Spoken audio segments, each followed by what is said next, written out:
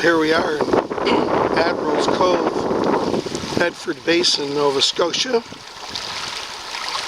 September 2016. It's a beautiful day, cool. Why I've come to this spot is because of a discovery I made in and about 1988. It had to do with these Egyptian hieroglyphics over here, hieroglyphs. And I was quite fascinated with them. And I decided at that point to see if I could prove whether they were ancient or not. The fact is, this spells the name Cleopatra, and I'm meaning Cleopatra the Seventh. And there's no question about that. It's an unfinished work, and but the conclusion is Cleopatra. Now the rock surface that this is carved on is very hard, maybe the hardest rock in Nova Scotia. And because of that, the person carving this might have given up because it was so hard of a task to finish. But look at the beautiful work done here. I find that incredible. A little wavy here on this feather. And maybe that was because of the rock being as hard as it is. Made it pretty difficult. I want to give you a little feeling for this place. This reminds me of the side of a pyramid. If you look at the incredible angle this is on, as if you're at the base of the Giza pyramid, the Great Pyramid of Giza. Well, anyway, for many years I've tried to resolve how this got here. Several months ago, I had to make a decision to abandon the concept that this is ancient for various good reasons. The oldest date I've heard so far is 1822. For now, I'm satisfied with that date, give or take a few years here and there. Maybe in the 1880s. I have reasons to feel that's a possible time period, but 1822 suits me very well too. You notice this peak, this is a softer rock over here. There's many carvings on it compared to none in this one, but the hieroglyphs, Egyptian hieroglyphs. This is a softer stone. I'm going to take my time and walk up here and give you a feeling for the area. Just a beautiful day for it. The sun is out. And I'm going to make a point, something I discovered very recently. These are known as the chicken rocks out here. Halifax Harbor. Well, this is Bedford Basin. Down there is Bedford Bay, where I used to live between 1985 and 1992.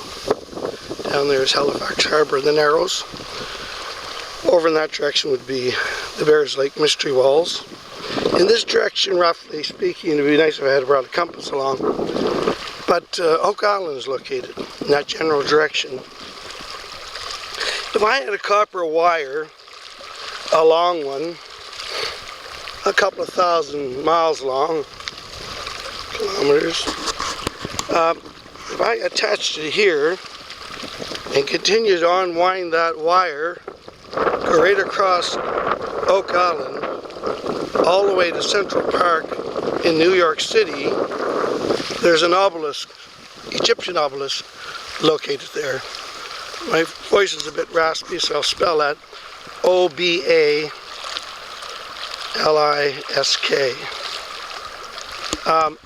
The name of that obelisk is Cleopatra. This line, copper wire, would go right across Oak Island from the Cleopatra carving here. Basically, I'm using this as a pointer. Right across Oak Island to the Cleopatra obelisk that was sent there from Egypt. It's nicknamed Cleopatra. Is that just a coincidence? I do not believe so. I do believe there's a master plan behind all of this, and there's more lines that go across Oak Island from various other obelisks in Rome and the Great Pyramid of Giza. Some of them connect with the Washington Monument and various other locations in Washington, D.C. that I'm not going to get into right now. But you notice how there's various carvings here, very soft materials. These will disappear after a while. I'm just going to go up here. I found an elephant carving in about 1988, and I could never find it again. I came back to Nova Scotia from Austria. This could be my 6th trip back since 2010, and every time I try to find it, it's impossible. And we're going to see if we can locate it here. Notice this here rock cliff, very noticeable area for ships coming into Bedford Basin. A good marking point. Now hopefully I won't have too much difficulty in locating it. Yes, we got it right here. Thanks to a good friend of mine who was with me. We were walking up here and I was showing him various things. And he said, "Wait, Jack, I want to go back a bit." So okay, I went back. And as we were stepping here, then we come across the elephant carving. You're not going to be able to make that here today very well. You got to have the sun the right way. There's the trunk here, legs. But what's in the, the head, ears. But what's interesting really is this symbol here. It's a half of a swastika. This is a Mi'kmaq symbol. Could be, it is, but maybe not carved by the Mi'kmaq. It is an Egyptian symbol, but maybe not carved by the Egyptians. So I don't know who put it there or why it's there, but I find that connection with the Egyptians and the Mi'kmaq very interesting. And the elephant, it's an African elephant. Unfortunately, we can't make it here today. No, just a little too dark. I don't know who put that there or why they put that half a swastika above the elephant. There is an Egyptian connection. There's a Mi'kmaq connection. I don't know why. I don't know. I don't have the answers as to why it's there. But I do find it very interesting. But I'm very pleased to have rediscovered that elephant. And anyway, but what I find most interesting of all is the fact, and this is a fact, you can go to Google Earth and do it yourself. It's called the ruler, Google ruler. It starts out as a yellow line, but once you seal it in, it turns red. You can come to this point on Google Earth, and you can pick up the chicken rocks here when the tide's out on Google Earth. Attach the Google ruler to this point right here, or in here in the corner, but the point's more noticeable.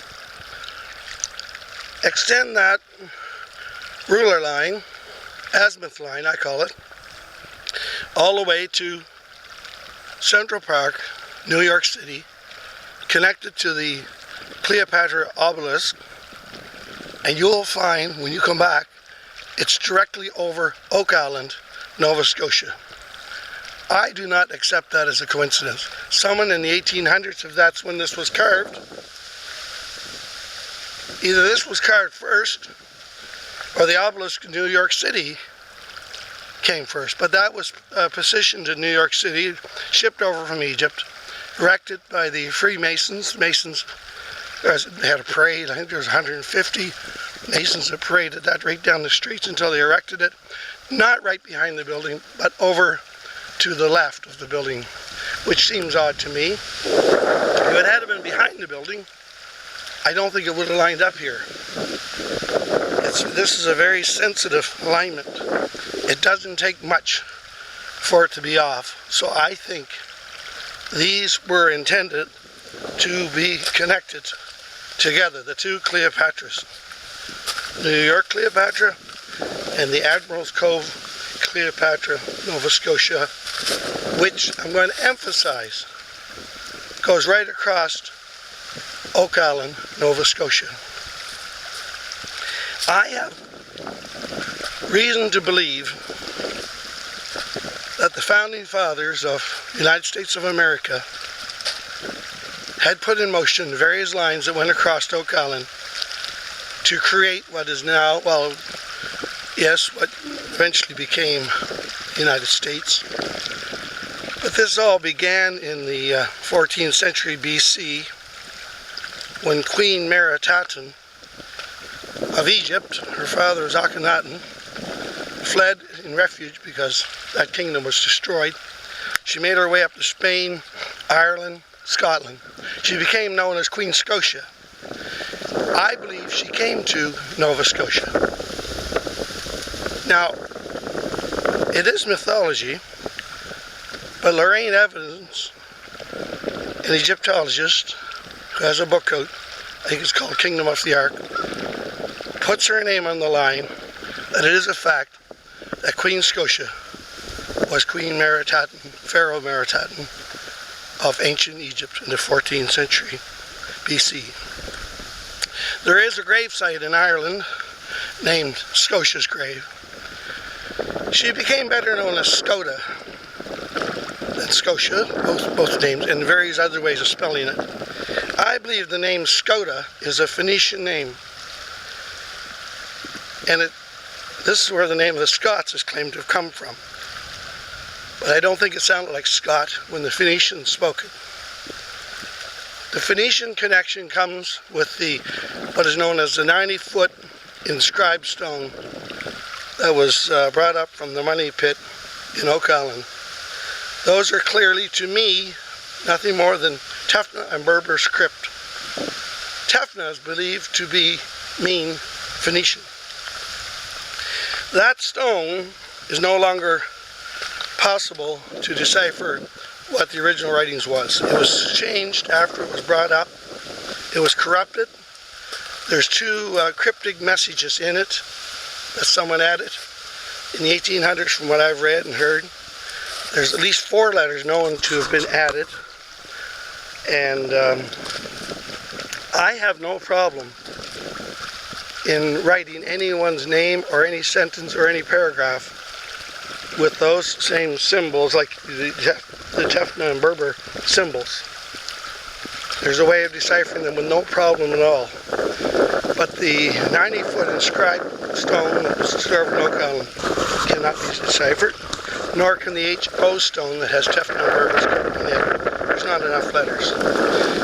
So I'm going to start winding things down slowly here, just to give you a chance to think about this and enjoy the beauty of Bedford Basin, Admiral's Cove, Bedford Basin, Nova Scotia.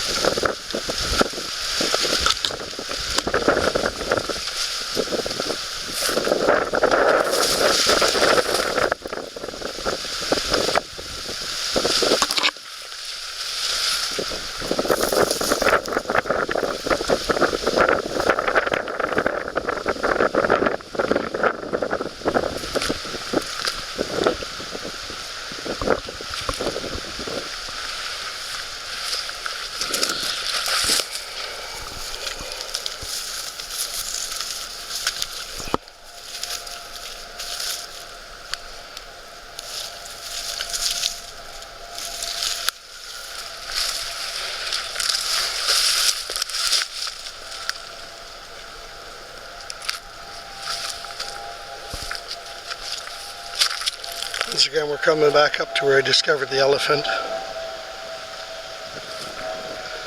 I have a plane going by. Oh, there we go.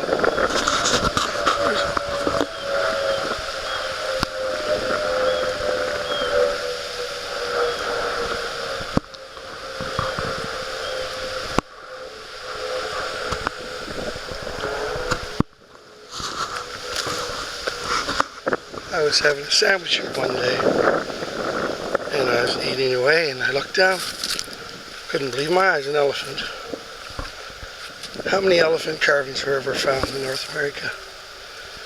Maybe 1, 2, 3. Not many. Lots of varied names. This used to be quite a popular picnic spot back in the 1800s. Many people come here and they carve their names in, like as we see here. Same as in the 20th century. Various people came here. Coming back to the elephant, but unfortunately, we don't have a shadow to bring this in clear. Take a look at the trunk. Legs. Here's the trunk again, right here. Look closer to make it up. But there's a symbol. It's got me puzzled. Egyptian and Mi'kmaq, swastika, or was it just some kind of graffiti someone scratched on there in the last 100 years? In most cases, stone carvings cannot be dated.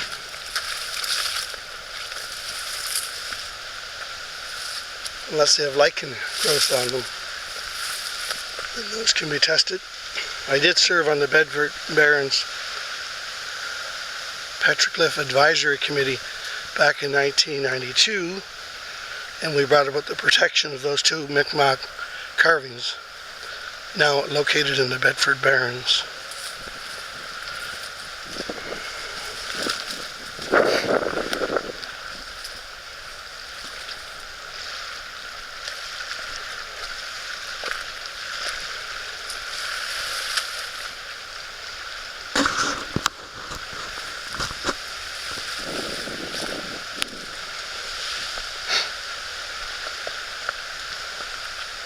Here we got some more writings here. Now see you got better sunlight and mix these up. Some of them are well done. Look how they've been carved. The symbol right here, a good friend of mine, Bob Cross, discovered this the other day. That is a Phoenician symbol.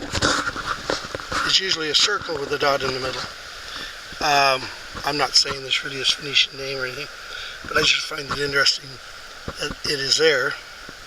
And actually, that's one of the fake ones that are carved on the 90-foot inscribed stone. They're squares, and at this point I can't make a connection with the ancient writings. Whether it's fake or not, I don't know, but I just find it interesting here. That one, Bob Cross discovered that. Bring that in a little clearer.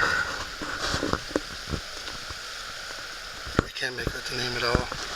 Seems to be a little more over this area.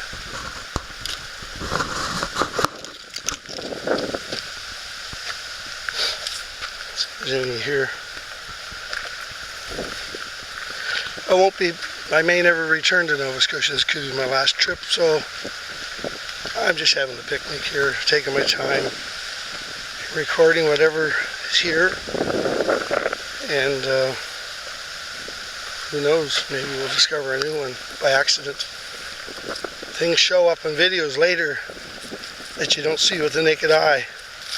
Same with photographs. It seems to be pretty clean, this one here. This is that lichen growth.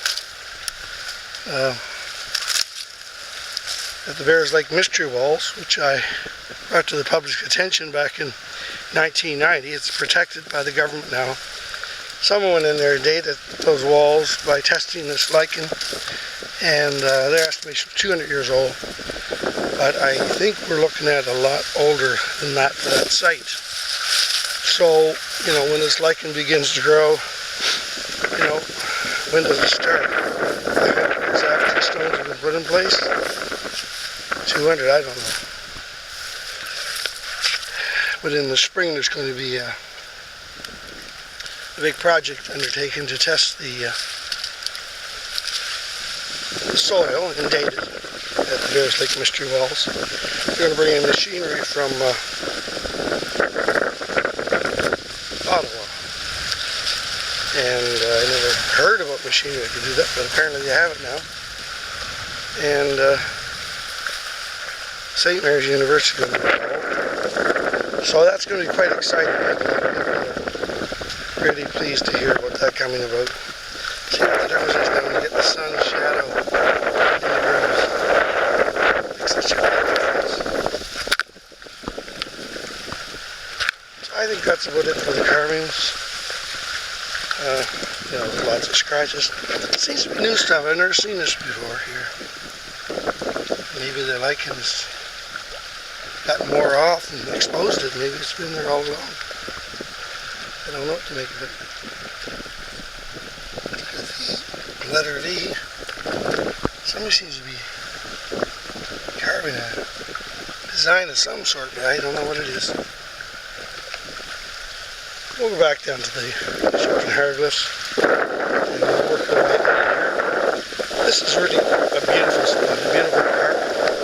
If you're ever in Nova Scotia, I'd recommend you come and see it. There's no longer a sign up on the road, which is unfortunate. A lot of housing has gone in here.